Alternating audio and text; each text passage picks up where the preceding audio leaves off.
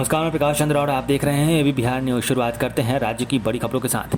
बिहार विधानसभा चुनाव में लोजपा के रुख से मुख्यमंत्री नीतीश कुमार की पार्टी जदयू को हुआ नुकसान तो शायद पूरा नहीं हो पाए, लेकिन इसका एक बड़ा मकसद पूरा हो गया है।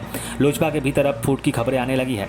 बिहार विधानसभा चुनाव में राष्ट्रीय जनतांत्रिक गठबंधन के अलग होकर लड़ने के बाद लोक जनशक्ति पार्टी के ग्रह नक्षत्र ठीक नहीं चल रहे हैं। विधानसभा चुनाव में पराजय और उसके बाद टूट से उबरने की कोशिश कर रही पार्टी को एक और बड़ा झटका लग गया है।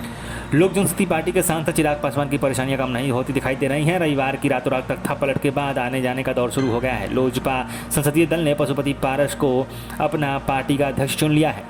पटना स्थित एम्स से दीघा होते हुए सोनपुर, मानिकपुर, साहेबगंज, अरेराज की सड़क को 4 लेन में विकसित किए जाने का रास्ता साफ हो गया है। भारतमाला प्रोजेक्ट के तहत बनने वाली इस सड़क के लिए केंद्र सरकार ने भू अर्जन की प्रक्रिया प्रारंभ किए जाने का गजट जारी कर दिया है।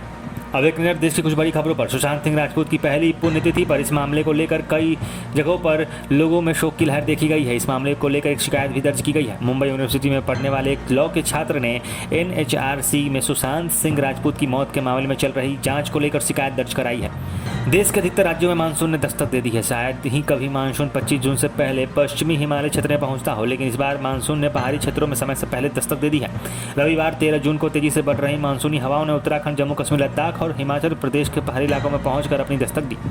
राज्यसभा सदस्य और पूर्व मुख्यमंत्री दिग्विजय सिंह की हिंदू विरोधी मानसिकता का समाज में भी तगड़ा विरोध है। इसका प्रमाण दिग्विजय सिंह की नर्मदा परिक्रमा के बाद लोकसभा में उनकी हार है। साध्वी प्रज्ञा ठाकुर से उन्हें लोकसभा चुनाव में हार मिली थी। कांग्रेस के वरिष्ठ नेता कपिल सिब्बल ने रविवार को कहा कि देश को फिर से उठ खड़ी होने वाली कांग्रेस की जरूरत है। इसके लिए पार्टी को यह दिखाने की जरूरत है कि वह अब जड़ता की स्थिति में नहीं है, बल्कि वह सक्रिय है। उसकी मौजूदगी है, वह जागरूक है और सार्थक रूप से जुड़ने के मूड में है। अब एक नज़र दुनिया की कुछ बड़ी खबरों पर। विश्व में कोविड-19 डेल्टा वेरिएंट के मामले बढ़ रहे हैं। बीते दिनों ब्रिटेन में देश में कोरोना के बढ़ते मामलों को लेकर चिंता जताई गई थी। वहां कोविड-19 के मामलों में एक बार फिर से उछाल आया है।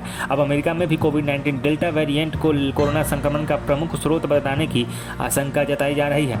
इजरायल की सत्ता में 12 सालों के बाद काबिज रहे बेंजामिन नेतन्याहू के राजनीतिक शासन का अंत हो गया है। विपक्ष के नेता और गठबंधन के उम्मीदवार नफ्ताली बेनेट ने इजरायल के नए प्रधानमंत्री के तौर पर शपथ ली है। तो ये थी दिन भर की कुछ बड़ी खबरें। ऐसी खबरों से जुड़े रहने के लिए हमारे YouTube channel AB Bihar news को सब्सक्राइब करें। साथ ही साथ आप हमसे हमारे सोशल मीडिया पेज फेसबुक और ट्विटर पर भी जुड़ सकते हैं। खबरों को विस्तार से पढ़ने के लिए हमारी वेबसाइट www.abbiharnews.com को विजिट करें।